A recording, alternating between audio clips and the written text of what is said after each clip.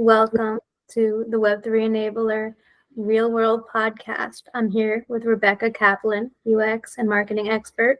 Rebecca, do you want to introduce yourself? Yes, absolutely. So I am a UX UI designer. I transitioned into UX from marketing, and now I do both. I transitioned into UX because I saw a white space that could be filled in Web3. And if you've ever used any Web3 tools, you've experienced tons of friction. And I felt like I could contribute and I can help advance this space by creating better user experiences. So and now I'm here with Zoe, and we get to work on amazing Web3 products. It's a pleasure. Yes, it is a pleasure working with you and your expertise. So the topic for today is Web3 education and what makes quality education content and education structure. And I know that that's like a big part of how to get into any Web3 tool, because you essentially have to first learn what it is, and it can be quite complex to navigate.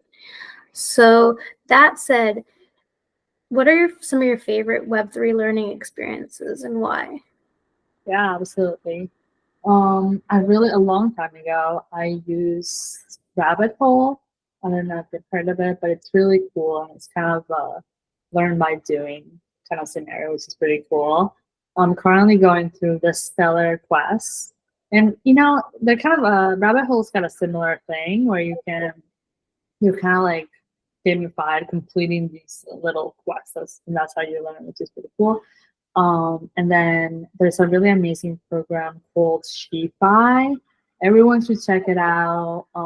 It does have some scholarships if you're interested, and they do a really awesome job just teaching you about crypto and the space and all the intricacies. So those are just some that come to mind. Great. Yeah, I mean, the scholarship and diversity component is also really great for the industry because it brings the best and the brightest from all angles. Yeah, I mean, so I've definitely experienced the same as far as the gamification and interactive component being super important. So for example, I love hackathons. I love leading them. I love attending them. I got to participate in one this week run by Shardium regarding scaling Web3, and it typically has a very logical, intuitive, and engaging progression of events. So starting with an intro to the ecosystem and some live demos, and then you start to work on a project. And some people engage for learning purposes. Some people already have a company and are building upon it, and hope and potentially being introduced to VCs afterward, depending. Because it's all connected, trying to get the best innovation, but really starting with that content and that first point of contact. And the role of developer relations or community manager is therefore super meaningful to me, because it really allows for that. It really makes that happen and makes that come to life. And I think it's very motivating to anyone starting out, whether you're starting out in Web3 altogether or whether you're starting out in Web3 in a specific ecosystem within Web3 if you've entered from another. And one other thing is, kind of valuing different entry points and perspectives into Web3. So for example, Alchemy University has a Discord community, which I really like, but it also is great for learners of all skill levels. So for example, it has JavaScript tutorials in addition to Solidity tutorials, for example. So people who are new to JavaScript 2 could learn JavaScript on that Web3 learning platform. So then it kind of streamlines into what they learn next as far as other aspects of the Web3 stack. So I really like that. I think that that's paramount in terms of getting the most enthusiastic, best, and the brightest into Web3.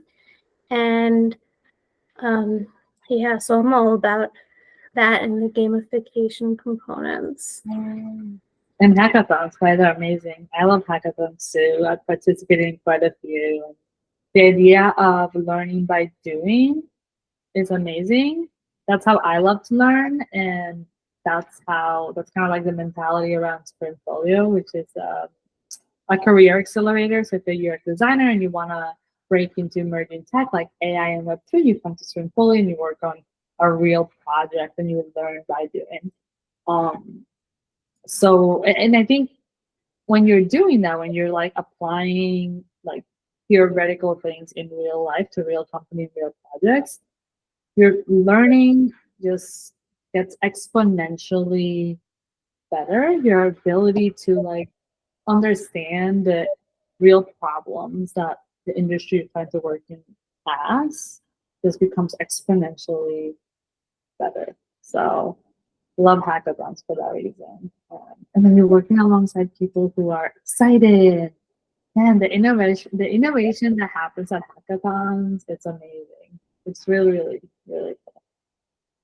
Oh yeah. Oh yeah.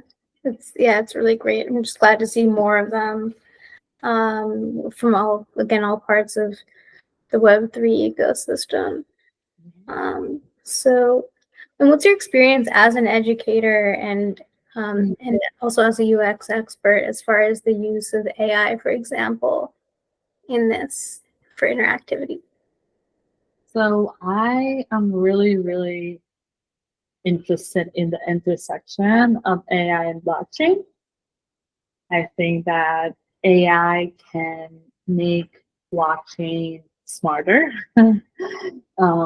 can streamline some processes there, and blockchain can make AI more secure. So they kind of make the perfect match. Um, I'm super pro AI. If you follow me on social media, if you ever talk to me and this comes up, you're gonna know right away that I am on that boat for the long run. And the reason is that if you're using it at all, you can kind of take your skill level at least one level up just by using AI, knowing how to use it. So as an educator, at least at Sprintfolio, what we do is like we teach the UX designers how to leverage AI to be able to like get more information, streamline their processes, and just become like stronger UX designers, which is really, really important. And when you're designing for something like Web3, where you probably need to be a little bit more technical, you need to understand the intricacies a little bit more, being able to like lean on AI as a mentor becomes like super, super important, right? Although designing in Web3 is not that much different than designing in Web2, the problems that you're trying to solve are different, and therefore you need to kind of be really creative, right? And try to like understand how you can kind of get a user to from point A to point B in the fastest and most like easier way possible. And it's great to be able to like brainstorm with AI, right? And to role play a little bit, be like, hey, I'm trying to solve this problem. Can we can we talk about it? Like just so that I can kind of get some ideas and flush out this concept a little bit more. So super pro AI for sure. Yeah, I'm with you on that. I think, the ability to ask it questions is just such a great way to learn from various sources in real time and just be able to use the beauty of experimentation. Yeah. And, especially with, something so complex as far as learning curve and, all the various components to it, the more questions you ask, the more questions you have to ask. And it keeps you motivated, it keeps you going. There's really no better mentor than AI in that regard. So yeah. I think there's one caveat that I think and it's important that we mention it, because AI is not perfect and it does have some inherent biases, and it does create hallucinations, which is pretty much it'll just like make up information because it's there, it wants to please you, its user, and it'll just make something up if it doesn't know the answer. So if you're using AI regularly, and checking your work, you can kind of gauge. You get a good idea of like how often it's kind of doing those things, and you become better at using AI, right? You give it more information, you let it know that it can ask you questions back. You prompt it to kind of like wear a certain hat and ask questions if it doesn't know. But if you're just starting out, and you kind of take everything it says as reality, you're gonna end up in some sticky situations. So definitely use it, leverage it, allow it to help you become better at your job, better at what you want, who you want to be. However, double check the information and don't be afraid to ask it. Is that true? Is that real? Where did you get that information? And then it will tell you, it will answer you. And it will say things like, "Oh, I'm sorry, I misunderstood. You are correct. That's not a real piece of information." So yeah, so just move move along with it with some cautious and awareness. So true. So true. Yeah, just question the output. I mean, but like, similar, similar to how you question an answer from a human being. Especially, and then it's similar to just fake news and things you might find on the internet that who knows how they got generated, but quite likely there was AI somewhere in the mix if you see it online these days. So question that as well. But just always keeping a healthy dose of skepticism is important.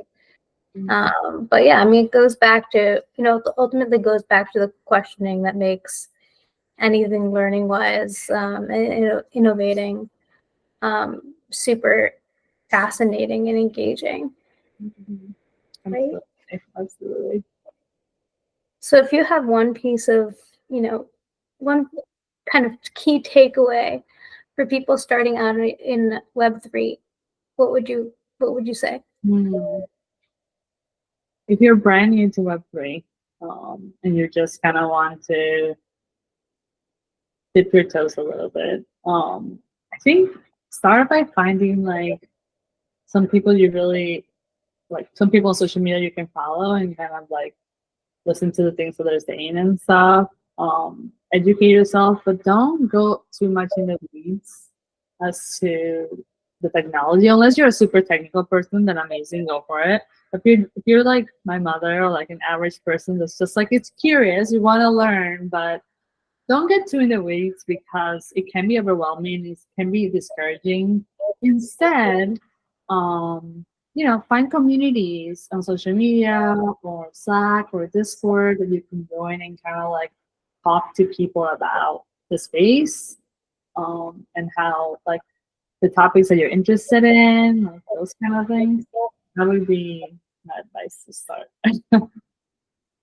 I like that. Community is just so powerful. Yeah. And I would also probably quote Rashama Sajani, brave, not perfect. In that regard, don't try to understand anything because you will fail. There's so much. So just enjoy the ride. And that said, thank you for your time, and it's a wrap.